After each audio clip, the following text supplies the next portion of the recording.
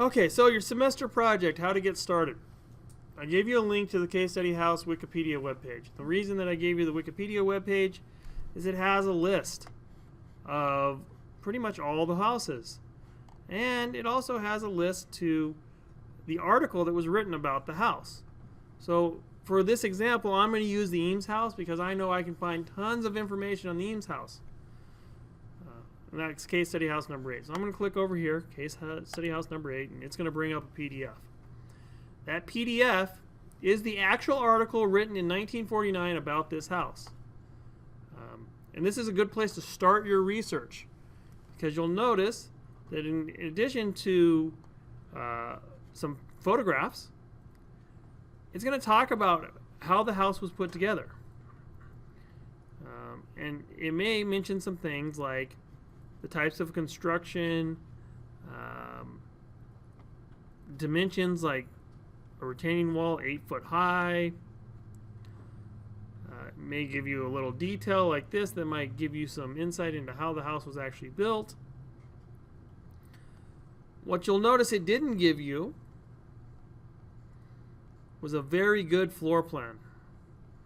So you might be scratching your head going, well, Jeff, how am I supposed to draw this project if I don't have something to go off of? And this is not going to get it done, is it? No. This probably isn't going to get it done for you. The original article is really going to give you a lot of general information about the house. You're going to have to search a little bit deeper than this original article.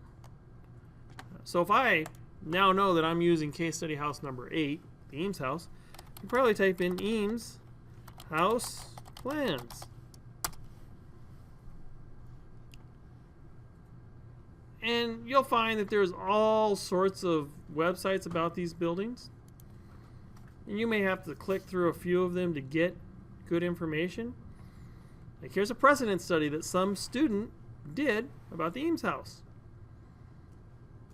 Probably will give you more information than you had before. I would take the time to read through these things. It gives us a plan. Is this plan useful for what we need? Could be. This is very simplistic. Probably I would like to find a plan that has more information than this to start with. But if this is all I could find, I could probably make it work. But I know that the Eames house is a really popular house, and I can find better information than this. So what I'm going to do is instead of searching through the websites, I'm going to go to images. And I'm probably going to go to my more settings here, or the settings rather. Let's see, tools. And I'm going to tell it that I want large images. Why do I want large images? Clarity. Yeah, pretty much for clarity. And I'm going to look for the drawings that look the most complete. Like for example, this drawing looks pretty complete and it has dimensions. Very important. So I'm going to visit that page.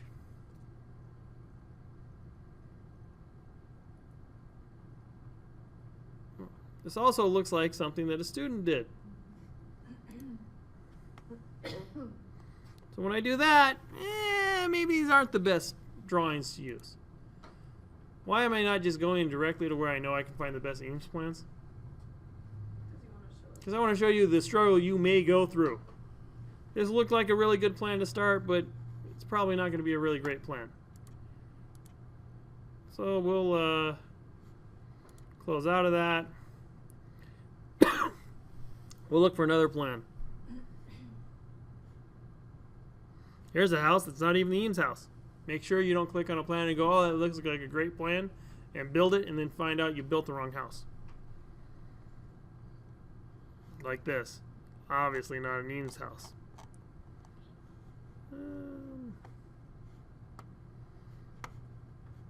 We may have to go and say, hey, medium or larger than a certain threshold.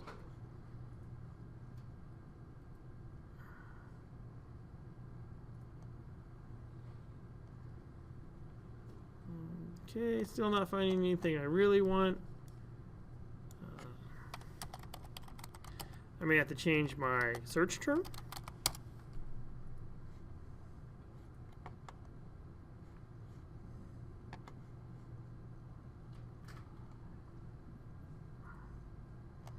Still not finding what I want. I may have to call them drawings.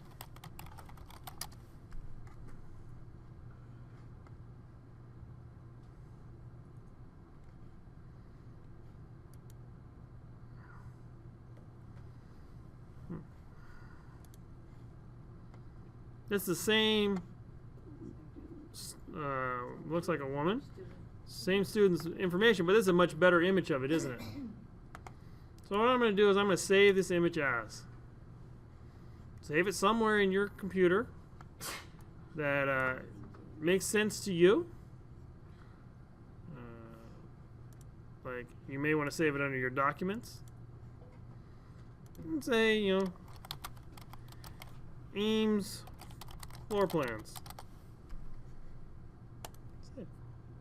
Alright, so I have a JPEG now. JPEG is a good image file to work with.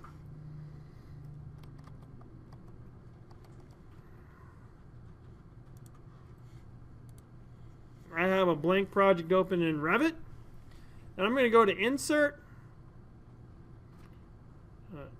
Image. I'm going to navigate to where I saved that file.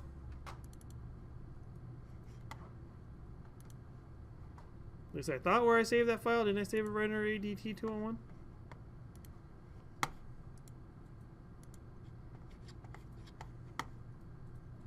Oh, okay. So this particular file, it's got a weird file extension. So I'm going to rename that and take out this hyphen so that it shows up as an actual JPEG. You may run into that depending on how they saved it in the internet, and that just happens to be a function of the particular file you happen to download. So I didn't anticipate that, but if you get a file that doesn't work, move on to the next file. Essentially, is my advice to you. All right, so we'll go back to Revit. Now it shows up. I'm going to hit open, and I'm just going to put it down. I'm ready to start drawing, right? No. Do not make this mistake. You must scale your plan before you start tracing it. And the reason is you can't scale things in Revit like you can AutoCAD. So I can't scale the thickness of a wall. It's defined by its family parameters. So how do I scale this? Well, first I need to find a known dimension. Now, this plan has dimensions on it. It's 7'6" from the center line of that column to the center line of that column. That's a really nice thing. And you'll happen to know that in the Eames house it happens to be 7'6" all the way down. So I'm going to find a known dimension. If I don't know a dimension, because it's not on the drawings, then I'm going to look for something like a doorway. Typical exterior doorways are 3 foot.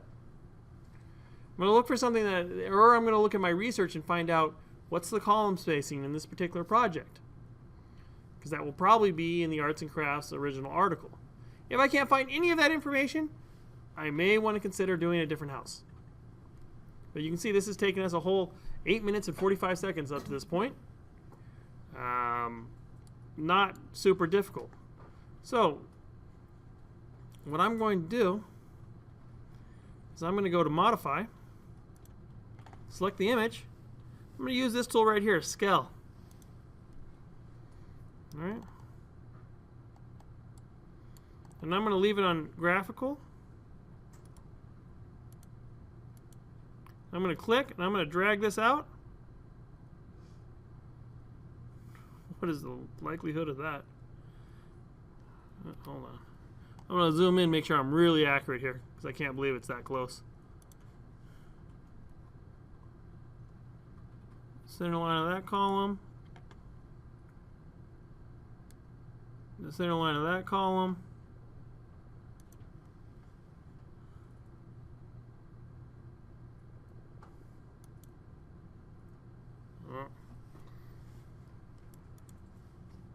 Alright, so I've actually scaled the image down to make this more, to illustrate our point here of how this is done. And if I took and put just to show you it's been scaled down, I put a dimension. Well, it won't let me put a dimension there. But if I took this tape measure tool and went from here to here, we can see that I've scaled that down to about 3 foot 6 inches. And we know it needs to be 7 foot 6 inches. So we're going to go into our, select our image, modify, scale. I'm going to click right here. I'm going to drag it out to right here. And then I'm going to keep dragging. And either click when I get to 7 foot 6 or type in 7 foot 6 inches. And it will have scaled that image up. And before I go start drawing, what should I do? Double check it, right? So go to your measure tool and double check. And yeah, it's pretty close, right? If I was right on the center line of this one, let's do that again, modify. I was right in the center of that one, and I came right to the center of this one. I'm going to be really close. If it's not exactly where I want it to be, say, oh, I want it to be closer than that. That's fine. Come back and rescale it. So grab the image, go to scale. I'm going to click right there.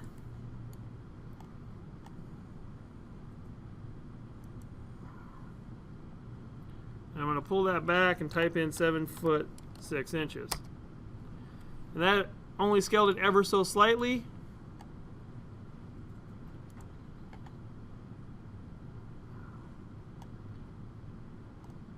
But it's right there now. It's very, very close. Now I'm going to tell you, take your time and make sure you have your scale right before you start doing everything else. Because once you start putting everything in here, you're like, oh yeah, this is great. I'm going to type wall, and I'm going to start drawing these interior walls. Obviously that wall's a little bit thick, so let's go to properties. It's probably not an 8-inch wall, it's probably more like a generic 5-inch wall. Look how well that starts to line up. I'm going to put a couple other walls in here to show you why you can't scale walls. Oh.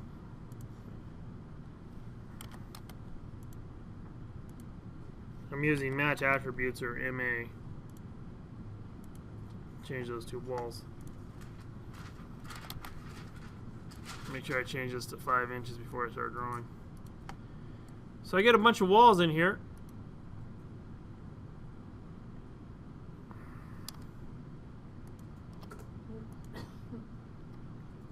And I decide, oh no, I screwed up. I didn't scale my stuff before I started. Oh, no problem.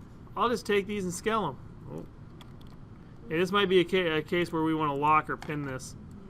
So what I'm going to suggest is you just pin it, and then it won't move on you. But I want those walls. I'm going to scale these up.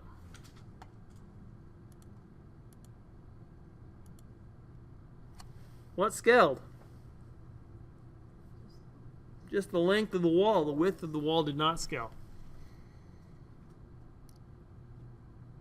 Because the width of the wall is defined by the properties of the wall. It's not defined by anything else. So you can scale the wall, but you're never going to scale the width of it. So if you drew the width at 1 inch, because that's what matched your floor plan, because you hadn't scaled your floor plan, then you try to scale it up, you're going to have a problem, right? Same thing with doors, things of that nature. So it's very, very important that you scale your plans first. And then you can draw on top of them. You can use that as a layer to draw on top of. All right, any questions about that? So, but at this point, you should have selected your case study house, whatever house it is. I don't particularly care which one you use. You should have selected it. And as we go through the chapters, chapter 6 is about slabs. You can start drawing your case study house. As I mentioned last week, you'll probably draw this house 3 or 4 times. What I mean by that is you'll start drawing it, And then you'll learn some more stuff and go, hey, there's a better way to do that. Let me delete that and draw it over. That's why I selected houses that have very, very simple geometry. So the key to being successful with this particular project is throughout the semester continuously working on it. If you do that, you're going to enjoy it. It's going to be fun. You're going to learn a lot about it. I'm going to show you some examples of good work. If you wait till the last 2 weeks of the semester to do this project, you will hate me, because you'll be trying to cram a lot of stuff into 2 weeks, and you'll just won't understand why I'm being mean to you and making you do it. Sorry. Oh, no problem. So, again, please don't procrastinate with this. I'll add little bits and pieces to the Eames house as we go throughout the semester, so that gives you guys an example to kind of work with. You can use the Eames house if you really want to.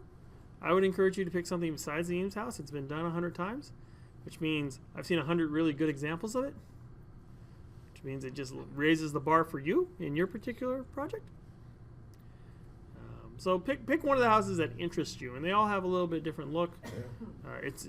This is as much a research project as it is making sure you know how to use Revit.